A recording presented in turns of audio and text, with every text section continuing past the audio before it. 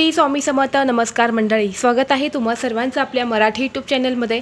स्वामी महाराजांच्या कृपेने तुमच्या सर्व चांगल्या इच्छा पूर्ण हो, हीच मी स्वामींच्या चरणी प्रार्थना करते आणि आज या नवीन व्हिडिओला सुरुवात करते. येत्या 10 मेला म्हणजे शुक्रवारी या दिवशी आलेली आहेत अक्षय तृतीया. अक्षय तृतीया ही तिथी आपल्या हिंदू धर्मामध्ये अत्यंत शुभ मानली जाते. या दिवशी सर्व कार्य ही शुभ केली जातात. अक्षय तृतीया दरवर्षी वैशाख महिन्यातील शुक्ल पक्षातील तृतीय तिथीला येते, म्हणून या तिथीला अक्षय तृतीया असं म्हटलं जातं. अक्षय तृतीया हा 3.5 मुहूर्तांपैकी एक मानला जातो, म्हणून या दिवशी कपडे, सोने चांदीचे दागिने, वाहन, घर, मालमत्ता खरेदी करणे अत्यंत शुभ मानले जाते.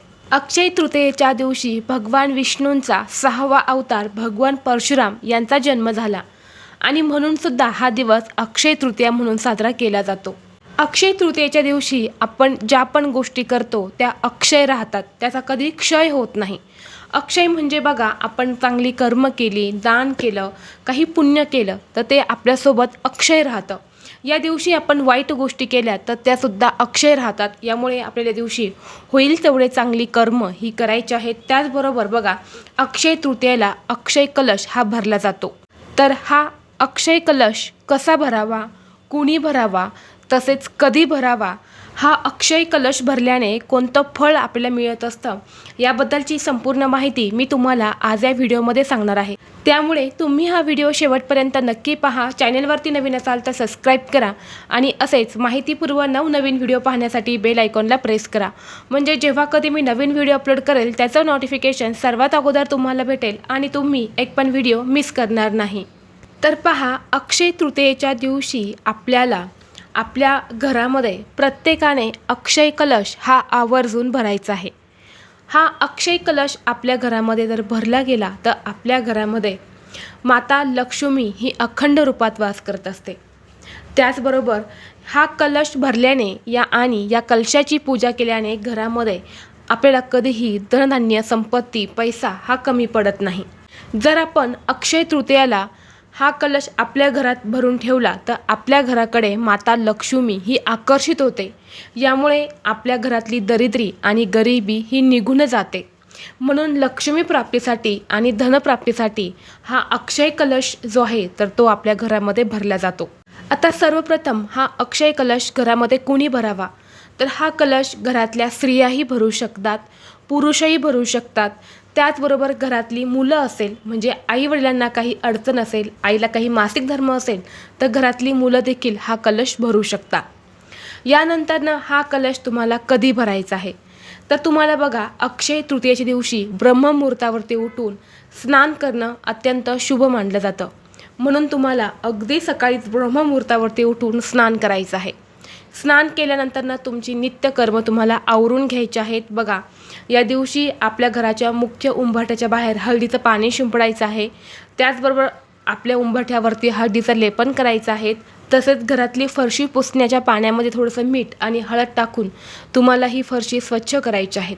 तर अशा पद्धतीने आपल्या घरातली ही सगळी कामं आवरल्यानंतर तुम्हाला सर्वप्रथम हा कलश भरण्याच्या अगोदर आपल्या घरामध्ये पितरांची सेवा करायची आहे.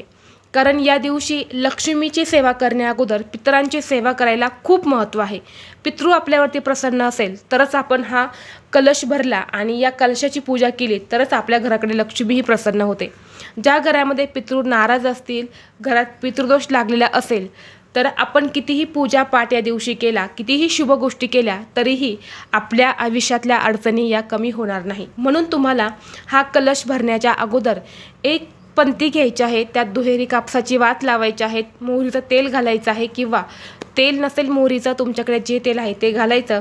त्यात थोडीशी काळी किंवा पिवळी मोहरी तुम्हाला टाकून एक प्लेट घ्यायची. प्लेटमध्ये तुम्हाला थोडेसे तांदूळ टाकायचे आणि तो दिवा जो आहे तर तो दिवा तुम्हाला त्या तांदळावरती ठेवायचा आहे आणि त्या दिव्यामध्येच तुम्हाला थोडीशी मोहरी टाकायची आहे, पिवळी किंवा काळी, आणि हा दिवा तुम्हाला प्रज्वलित करून तुमच्या घरामध्ये, तुमच्या वास्तूमध्ये तुम्हाला ईशान्येकडे तोंड करून लावायचं आहे. आणि यानंतरच तुम्हाला हा जो कलश आहे तर हा आपल्या घरामध्ये भरायचा आहे, अक्षय कलश. आता हा अक्षय कलश कसा भरायचा आहे ते पहा. तर हा कलश भरण्यासाठी तुमच्या देवघरा शेजारी जागा असेल तर तिथेसुद्धा तुम्ही हा कलश मांडू शकता, किंवा तुमच्या घराची जी उत्तर दिशा असेल तर त्या उत्तर दिशेलासुद्धा तुम्ही हा कलश मांडू शकता. आता तुमच्या इच्छेनुसार तुम्हाला कुठे मांडायचा ते तुम्ही ठरवू शकता. आता हा कलश मांडण्याच्या अगोदर तिथली जागा जी आहेत ना ती तुम्हाला स्वच्छ पुसून घ्यायची आहे. त्या जागेवरती तांदळाने एक स्वस्तिक काढायचं आहे खाली. त्या स्वस्तिकवरती एक पाट ठेवायचा आहे. यानंतर या पाटावरती तुम्हाला एक वस्त्र टाकायचं आहे. मग हे तुम्ही पिवळ्या रंगाचं टाकलं तरीही चालेल, लाल रंगाचं टाकलं तरीसुद्धा चालेल. यानंतर काय करायचं, एक दिवा घ्यायचा. या दिव्यामध्ये शुद्ध गाईचं तूप घालायचं, दुहेरी कापसाची वात करून लावायची. हा दिवा प्रज्वलित करायचा. यानंतर एक प्लेट घ्यायची, प्लेटमध्ये थोडंसं मीठ घ्यायचं, मिठावरती हा दिवा ठेवायचा आणि हा दिवा तिथे पाटावरती किंवा चौरंगाच्या एका साईडला तुम्हाला ठेवायचा आहे. आणि यानंतर हा अक्षय कलश तुम्हाला भरायचा आहे. नेहमी आपण जी पूजा उपाय सेवा करतो ना तेव्हा ते अग्नीच्या साह्याने केले तर ते पूर्वतच जातात आणि त्याचं फळ आपल्याला मिळत असतं. म्हणून सर्वप्रथम दिवा प्रज्वलित करून घ्यायचा आणि यानंतर हा अक्षय कलश भरायचा आहे. आता हा कलश कोणता घ्यायचा आहे, तर हा कलश तुम्ही बघा, जो तांब्याचा आपल्या घरामध्ये कलश असतो, आपण देवांना स्नान घालतो, तर तोच कलश तुम्हाला स्वच्छ धुवून घ्यायचा आहे.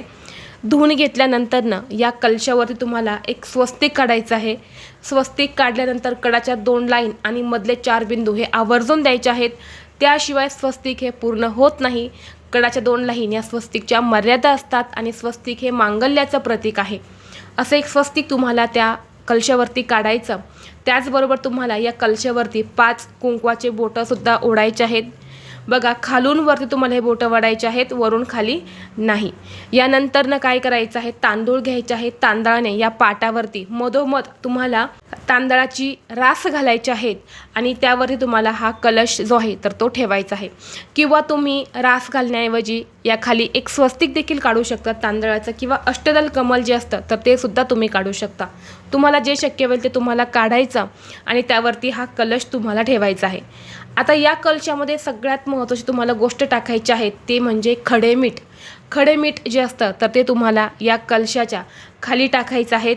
यानंतर या मिठावरती तुम्हाला 11 अखंड लवंगा, ज्याला फुलं असतात, अशा 11 अखंड लवंगा त्या मिठामध्ये तुम्हाला टाकायच्या आहेत वरून. त्याचबरोबर 11 हिरवी वेलची जी असते तर ती टाकायची आहेत. त्याचबरोबर 11 पिवळ्या कवड्या ज्या असतात, ज्या आपल्या देवघरामध्ये आपण नेहमी ठेवतो, त्या तुम्ही घेतल्या तरीसुद्धा चालेल.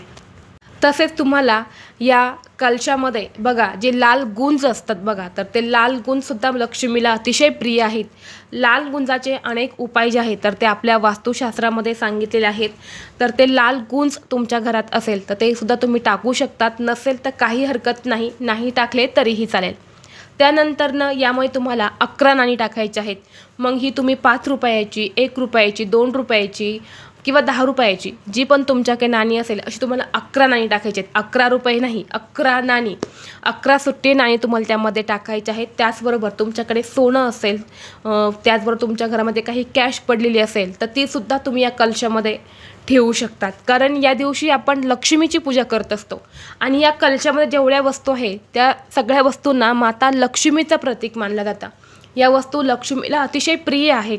म्हणून असा अक्षय कलश जो आहे तर तो प्रत्येक अक्षय तृतीयेला घरामध्ये भरला जातो. आता हा कलश भरल्यानंतर काय करायचं, या कलशावरती तुम्हाला एक वस्तू ठेवायची आहे, ती म्हणजे आंबा.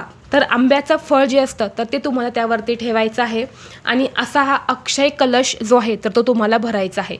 आता यानंतर हा कलश भरून झाला की या कलशाला हळदी कुंकू लावायचं, धूपदीप अगरबत्ती ओवाळून घ्यायचे आहेत, फुलं अर्पण करायचे आहेत आणि यानंतर 11 वेळा तुम्हाला श्रीसूक्तमचं पठण करायचं आहे. श्रीसूक्त हे माता लक्ष्मीची अतिशय उच्च कोटीची सेवा मानली जाते. या सेवेने घराकडे लक्ष्मी आकर्षित होते आणि आपल्या घरात स्थिर राहते. यामुळे 11 वेळा तुम्हाला श्रीसूक्त म्हणायचं आहे आणि ही पूजा संपूर्ण दिवस तुमच्या घरामध्ये तुम्हाला ठेवायची आहेत. तिथे असणाऱ्या दिव्यामध्ये तूप संपलं तर पुन्हा तूप घाला आणि दिवा हा अखंड लावण्याचा प्रयत्न करा दुसऱ्या दिवसापर्यंत.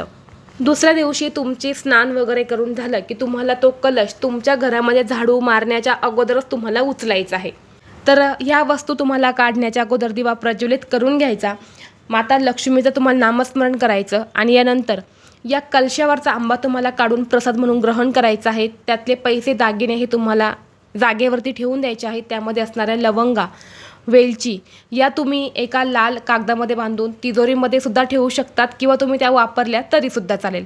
यानंतरनं या कलशामध्ये जे मीठ आहे तर हे मीठ तुम्हाला वाहत्या पाण्यात विसर्जित करायचं आहे. म्हणजे तुमच्या घराच्या बाहेर जिथे कुठे वाहते पाणी असेल त्या वाहत्या पाण्यात हे मीठ तुम्हाला विसर्जित करायचं आहे. आणि जे तांदूळ आहे, तांदळाची रास आपण घातलेली आहे, ते तांदूळ तुम्हाला एखाद्या झाडाखाली नेऊन टाकायचे आहेत. तिथे असणारे पक्षी हे तांदूळ खाऊन जातील. तर अशा पद्धतीने तुम्हाला हा अक्षय कलश जो आहे तर या अक्षय तृतीयेला भरायचा आहे आणि सकाळीच तुम्हाला हा कलश भरायचा आहे. जर तुम्हाला हा व्हिडिओ आवडला तर लाईक करा, चॅनलवरती नवीन असाल तर सबस्क्राईब करा आणि हा व्हिडिओ आपल्या मित्रपरिवारासोबत शेअर करा.